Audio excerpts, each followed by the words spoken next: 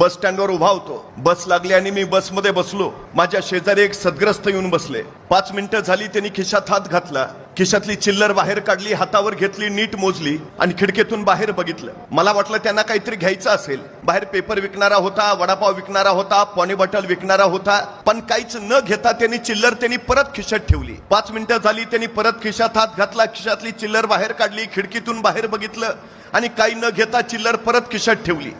तोपर्यंत कंडक्टर गाडीत आला. दन दन दन त्यांनी बेल वाजवली आणि त्या बेलचा आवाज ऐकून ड्रायव्हर गाडीतून बसला. आणि आता गाडी जाऊ दे म्हणून कंडक्टरनं डबल बेल मारली.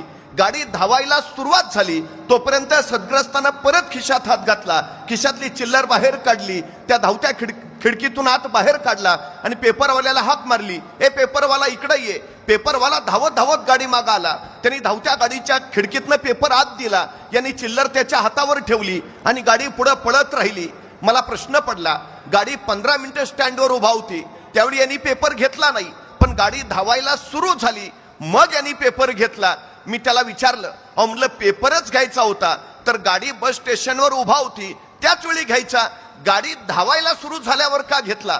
त्यावर तो सद्ग्रस्त मला म्हणाला, त्याचं काय आहे, माझ्या खिशात जी चिल्लर होती त्यातला 1 रुपया खोटा होता. मी जर गाडी उभा असताना पेपर घेतला असता तर पेपरवाल्याला रुपया खोटा इथे कळलं असतं, त्यांनी लगेच माघारी दिला असता. मला त्या सद्ग्रस्ताचं मोठं कौतुक वाटलं. गाडी पळत होती, तो पेपर वाचत होता. पेपर वाचता वाचता 15 मिनिटांनंतर तो अचानक हसायला लागला. मी म्हटलं आता काय झालं? तो म्हटला काही नाही, त्यांनी पेपर कालचाच दिलाय.